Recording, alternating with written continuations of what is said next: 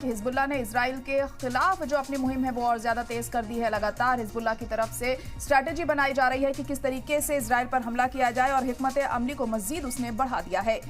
Iran हामी group ने दावा किया है कि उसने इजराइल के मिजबे अलोन आर्मी बेस में धमाका खेज अशिया से लदे ड्रोन दागे हैं और ये पहली बार है जब हिजबुल्लाह ने बेस को निशाना बनाया है।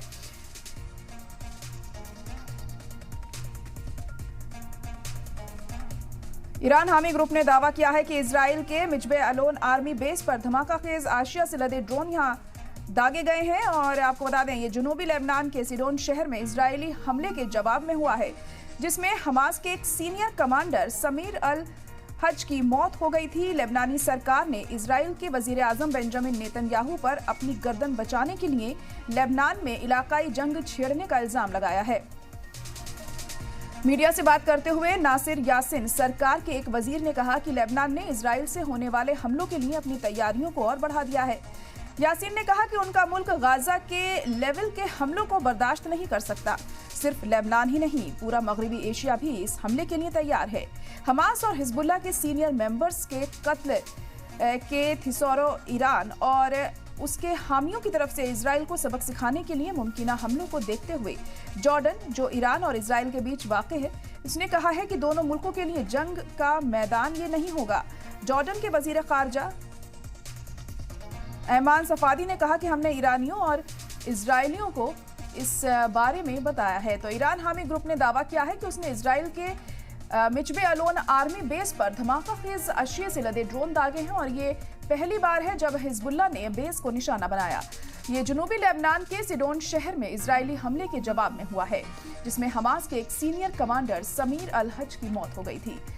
लेबनानी सरकार ने इजराइल के वजीर आजम बेंजामिन नेतन्याहू पर अपनी गर्दन बचाने के लिए लेबनान में इलाकाई जंग छेड़ने का इल्जाम लगाया है।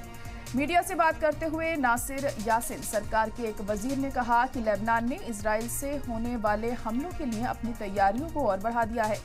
यासिन ने कहा है कि उनका मुल्क गाजा के लेवल के हमले को बर्दाश्त नहीं कर सकता। सिर्फ लेबनान ही नहीं, पूरा मगरबी एशिया भी इस हमले के लिए तैयार है। हमास और हिजबुल्लाह के सीनियर मेंबर्स के कत्ल के थिसौरो ईरान और उसके हामियों की तरफ से इजराइल को सबक सिखाने के लिए मुमकिना हमलों को देखते हुए जॉर्डन, जो ईरान और इजराइल के बीच वाक़ है, उसने कहा है कि ये दोनों मुल्कों के लिए जंग का मैदान नहीं होगा।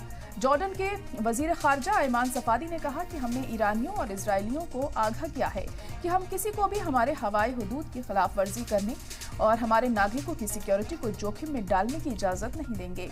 वहीं गाजा शहर में एक स्कूल में पनाह लिए लोगों पर हमले के बाद तनकीद और मजम्मत का सामना कर रहे इजराइल ने आईडीएफ ने अपने बचाव में आखिरी कोशिश की। एक वीडियो पैगाम में आईडीएफ के तर्जुमान रियर एडमिरल डेनियल हंगरी ने दावा किया है कि हदफ की जगह में इस्लामिक जिहाद के कमांडर मौजूद थे और उन्हें बेअसर करने के लिए हमला किया। उन्होंने आगे दावा किया कि आईडीएफ ने नागरिकों के लिए जोखिम को कम करने के लिए कई कदम उठाए थे, जिसमें हमले से पहले हवाई निगरानी का उपयोग करना भी शामिल था। इजराइल के बयान के बाद हमास ने महलूकीन की संख्या 100 से ज्यादा बताई थी। सोशल मीडिया पोस्ट में फिलिस्तीनी ग्रुप ने कहा कि पिछले 24 घंटों में गाजा पट्टी में हुए 3 नरसंहारों में 40 लोग मारे गए और 120 जख्मी हुए। इस बीच अमेरिका ने ब्रिटेन, अरब देशों और तुर्की के साथ मिलकर इस हमले की मजम्मत की। व्हाइट हाउस ने शहरियों के नुकसान के बारे में गहरी तशवीश जाहिर की। कौमी सलामती काउंसिल के तर्जुमान सीन सेवेट ने एतमाद दिया कि वह अपनी इजरायली हम मनसब के राब्ते में हैं और घटना के बारे में और जानकारी मांग रहे हैं। वहीं इजराइल में हफ्तावार मुजाहिरों का दौर जारी है और नेतन्याहू की मुखालफत बढ़ती जा रही है।